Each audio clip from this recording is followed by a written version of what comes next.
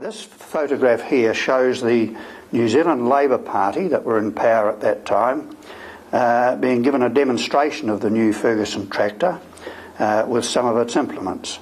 Sir Peter Fraser, I think, was the Prime Minister at the time, and he's there with members of his cabinet, no doubt, and various other people, including the General Manager of Norwood, Ron Webster, John Crampton, who was the Company Secretary, and I don't see Sir Charles there, but perhaps Walter Norwood, Sir Charles' son, who is now Sir Walter, would probably be there having a look as well.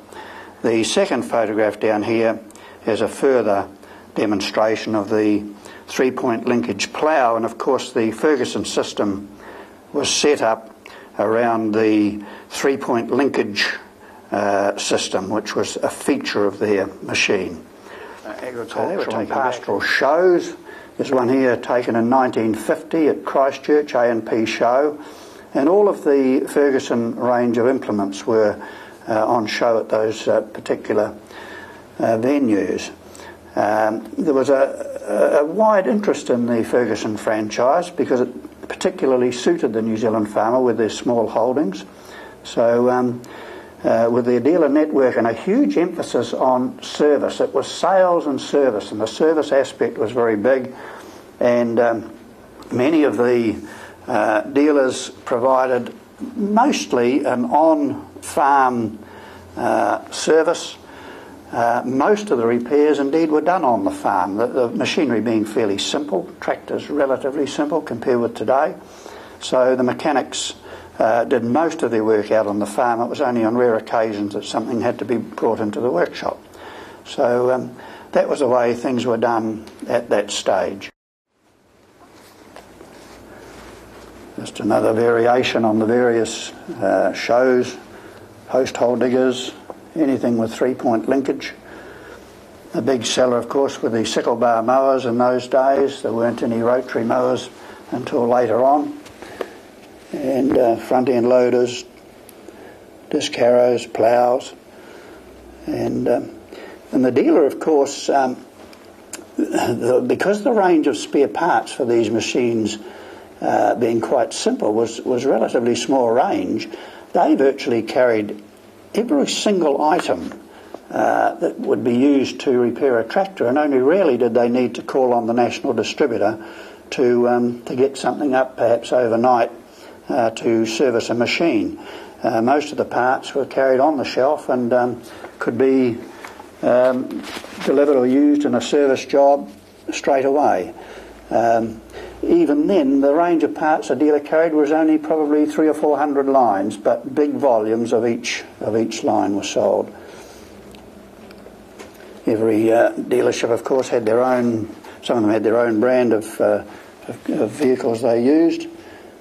Because of the tie-up with Sir Charles and the British Motor Corporation vehicles, Morrises and so on, most of the vehicles used by his own branches were the Morris.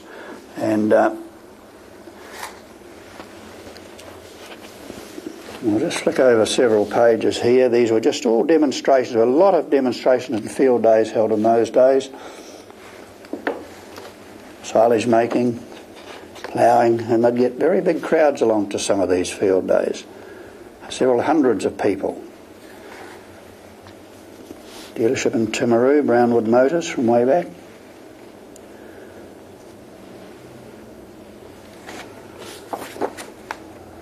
And in Stratford, where I myself happened to be the parts manager there for 7 or 8 years. That building was one of Norwood's new buildings, built in and opened in 1954. This particular photograph, I'm not quite sure when it was, 1969, a little bit later in the piece, but service and sales and service courses were held regularly, particularly service courses to brief all of the service people in the engineering and technical aspects of the machinery. I see a sickle bar lying on the ground there, which was still very much part of the mowing scene in those days. One of the branch managers and head office managers photographs here, taken probably in 77, 78, not long after the Dalgety company took over Norwoods from the Norwood family, who had had the company in private ownership until then. Mr. Brian Timmins was the general manager in those days, and Ernie Hanson prior to him, and then a picture of the various branch managers. In the 1970s particularly, it was decided on a program of upgrading particularly the parts departments in some of our branches. They had been a little bit behind, everything was behind the counter in the old days. You had wandered around there to get anything that customers wanted, but it was decided to have more of a visual display of all the parts and accessories that were available for sale.